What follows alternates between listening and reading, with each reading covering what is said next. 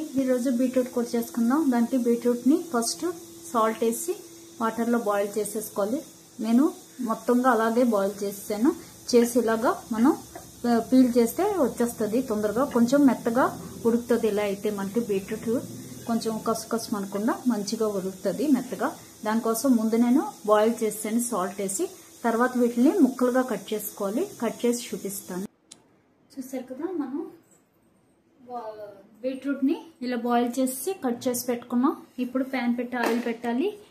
పెట్టి అందులో మనం మినపప్పు, ఆవాలు, ఎండుమిర్చి, కుమిన్ సీడ్స్ అన్ని పావు స్పూన్ అండి వేసుకోవాలి. అన్ని పావు స్పూన్ వేసి వేయించుకోవాలి.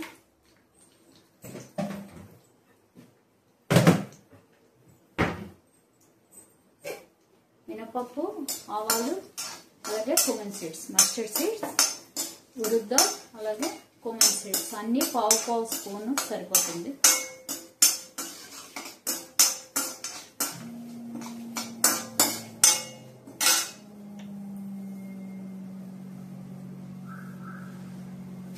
అలాగే ఇందులో ఒలిచి మనం దంచుకున్న గార్లిక్ అండి.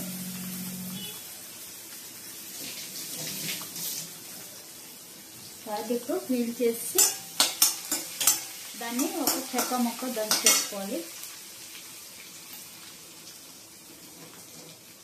ఇది వేగాలి బాగా గార్లిక్.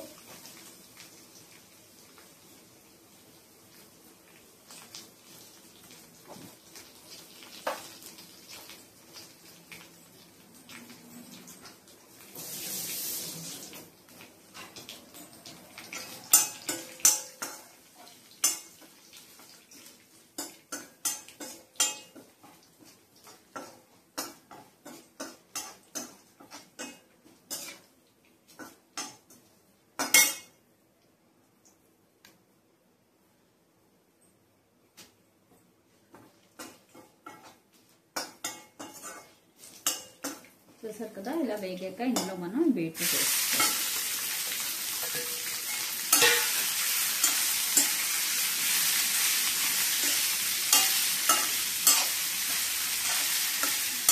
ఆల్రెడీ బీట్రూట్ ఉడికించేటప్పుడు మనం సాల్ట్ వేసుకున్నాం.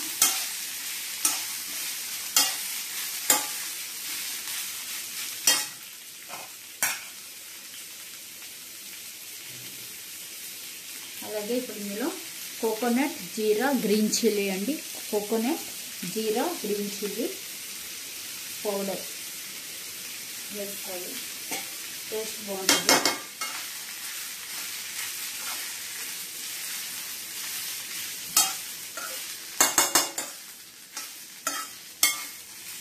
కోకోనట్, గ్రీన్ చిల్లీ, జీరా కొంచెం ఒక స్పూన్ జీరా, అలాగే ఒక చెక్క కోకోనట్, అలాగే కొంచెం మన కారానికి సరిపడా గ్రీన్ చిల్లీ.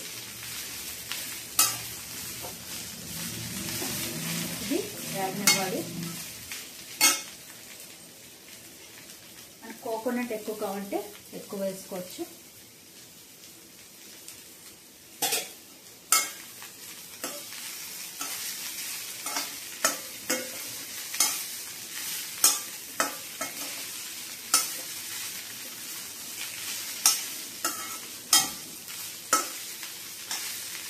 ఇది రైస్లోకి బాగుంటుంది, లేదా ఒట్టి తిన్నా బాగుంటుంది.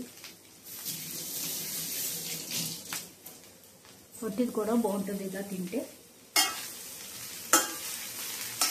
మనం బాయిల్ చేస్తాం కదా మెత్తగానే, మనం ఇంకా పీల్ కూడా చేయకుండా బీట్రూట్ని అలాగే వాటర్లో వేసి కడిగేసి వాటర్లో వేసి సాల్ట్ వేసి బాయిల్ చేసుకొని తర్వాత పీల్ చేసి ముక్కలు కట్ చేసుకుని ఇలా పోపు వేసుకోవడమే. ఇది తొందరగా అయిపోద్ది. ఇంకా కావాలనుకుంటే కొంచెం ధనియాలు, అలాగే అల్లం, ginger, garlic, green chilli mixie వేసి అది కూడా వేసుకోవచ్చు. టేస్ట్ బాగుంటుంది. ఇంతేనండి, బీట్రూట్ కర్రీ రెడీ. ట్రై చేయండి తప్పకుండా, సూపర్ ఉంటుంది.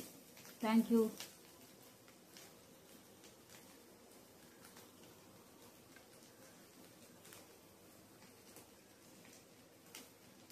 Bye.